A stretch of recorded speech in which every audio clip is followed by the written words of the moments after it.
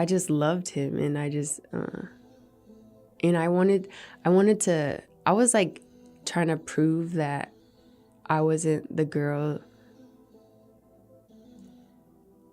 that wanted him for money. Okay. I just care about him, and I just wanted him to be nice to me. That's it. I was like, I don't want your money. I just want you to be nice to me. Gina Hugh reveals the real reason Daphne Joy cried after Diddy's freak ritual.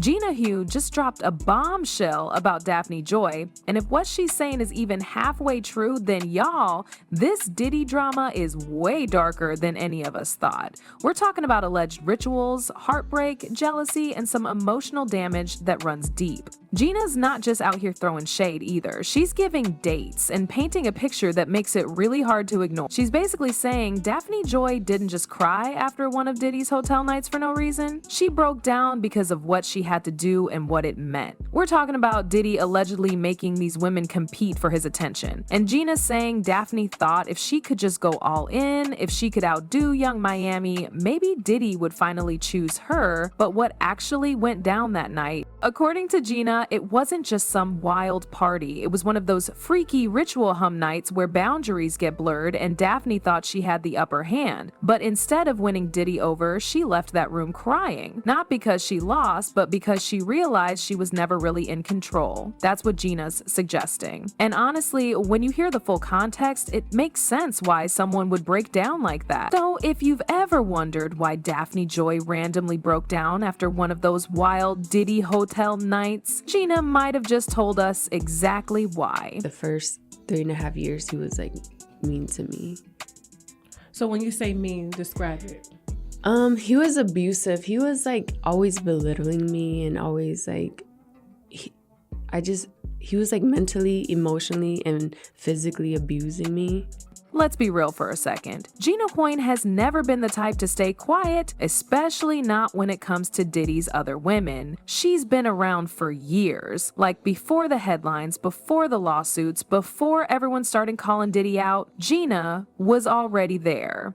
Some people even call her the OG side chick, and that's honestly not too far off. She's been in the background for a long time, watching all the moves Diddy made, and while he was giving other women the spotlight, Gina says she was getting sidelined, but not without noticing everything going on. Now, when Young Miami showed up, that's when things really started getting messy. Gina didn't just fade into the background, she got loud. Miami once called her an attention-seeking weirdo on Twitter, and Gina immediately fired back. She called Miami a clown and even dragged her for trying too hard to act unbothered. The beef wasn't even subtle. They were going back and forth online, throwing shade left and right. And here's the thing, this isn't just some internet drama. This whole back and forth says a lot. It shows Gina's been holding on to that feeling of being replaced. Like she was loyal for years and then suddenly someone newer, shinier came along and got all the attention. That has to sting. And you can feel it in the way she talks now. When Gina spills tea, it's not just messy, it's personal. She's not just talking about other women to be petty. It sounds like she's been waiting for years to say this stuff. And now with everything going on around Diddy, she finally feels like people might actually listen.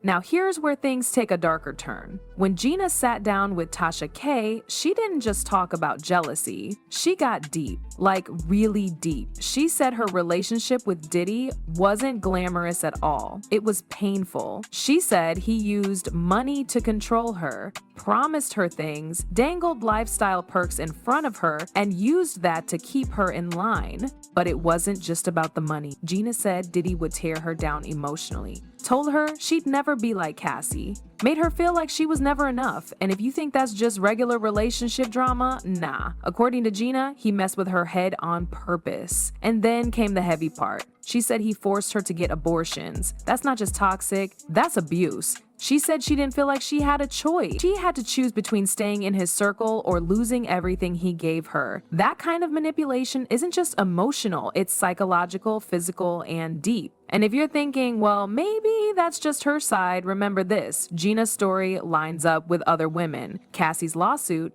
it talked about emotional and physical abuse too, about control, about fear. So this isn't just Gina being bitter. This fits into a bigger picture we're finally starting to see. What's wild is that for so long, none of this made headlines. Gina was just seen as the girl who posted cryptic messages on Instagram. But now she's talking with names, timelines, and details. And suddenly, it doesn't sound so far-fetched anymore. Hey, I really don't know what's going on with you, but I just want to just give you a heads up that I'm about to really disappear on you. You feel me? I'm not going to be playing these games with you at all, at all. So I don't know, you think you silent treating me, and you think I'm going to be, nah. You'll have a rude awakening. You'll just have silence. And ain't nobody threatening you, and I ain't trying to go back and forth with no woman. You know what I'm saying? I'm telling you, I ain't got no time for no motherfucking games. Where my life is at right now, I don't have no time for no games, baby girl.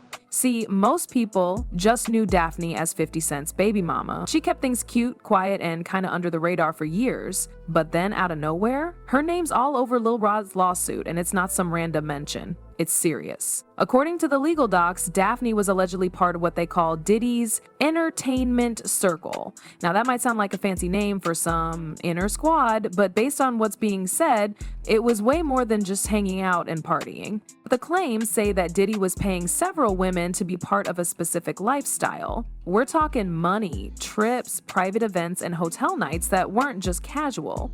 Daphne's name is reportedly tied to bank transfers and bookings that look very organized, like part of a setup. And it wasn't just Young Miami involved, Daphne too.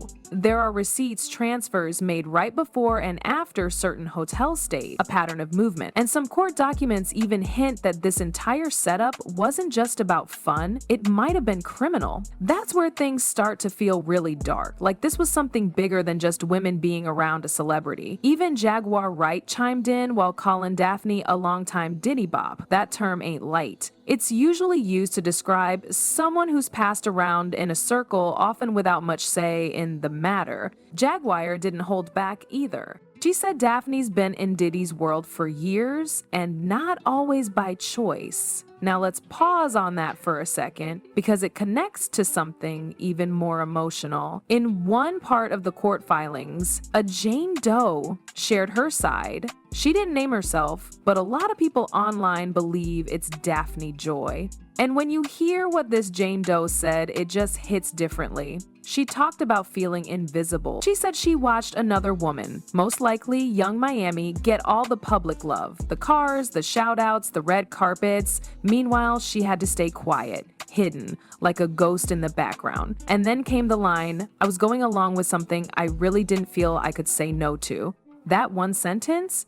It says a lot. It doesn't sound like someone having fun. That's not the voice of a woman partying it up. That sounds like someone who felt trapped, like someone who signed up for something thinking it would be glamorous, but ended up being stuck in a situation she couldn't escape. And when you go back and look at Daphne's past behavior, it kind of lines up. She's always been low-key. There have been moments where she looked emotional in public, paparazzi catching her looking upset or worn out after private events.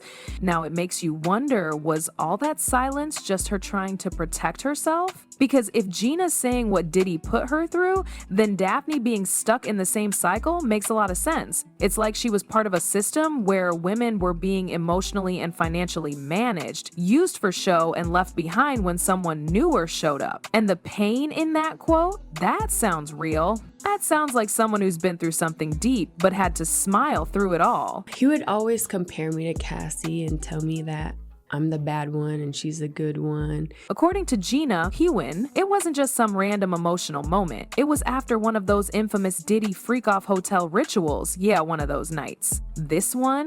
It went down on Valentine's Day. Gina says Daphne Joy planned the whole thing. She booked the hotel, brought in the escorts, decorated the room, set the vibe, all in hopes of making Diddy feel something for her again. She wanted to show him she could give him what Miami couldn't. She wanted to stand out, to win. But it backfired. Gina claims that after all that effort, Diddy barely even looked at her, treated her like background noise. Once the night was over and the ritual was done, she says Daphne broke down, cried. Not because something went wrong logistically, but because she realized she was just another part of the performance, just another body in the room. And when you hear that, it hits harder than it should, because you start thinking, was this her last attempt to feel seen? Was she hoping this one big, wild gesture would finally give her the love and recognition she'd been begging for silently for years? Gina paints the picture clearly. She says she saw it all, she was there, and she's not just guessing. Gina's already proven she knows what goes on behind those hotel doors. She said other things before that later matched up with Cassie's lawsuit. She's not some outsider making up stories. She lived in this mess. So when Gina says Daphne cried after that Valentine's Day freak off, people believe her. And that brings us to now,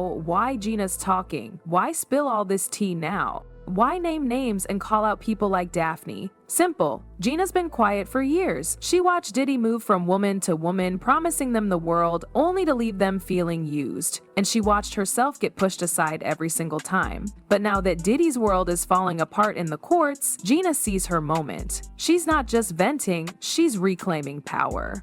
Every time someone doubted her, every time she was called jealous or bitter, every time she got called out by Young Miami or ignored by blogs, this is her payback. It's revenge. But it's also closure. Gina wants people to finally hear her, and if that means exposing everyone who played a part in the system, including Daphne, then so be it. She's had enough of being the quiet one in the background. Now she's front and center. And she's not wasting that spotlight. But do y'all think, was Daphne just chasing Diddy's love and ended up broken by it? Or did she know what she signed up for and just didn't get the results she expected? And what about Gina? Is she spilling truth that's been buried for years, or just trying to hurt the same people who hurt her? Drop your thoughts in the comments. We're listening, and don't forget to like, subscribe, and keep those notifications on, because this Diddy drama is just getting started.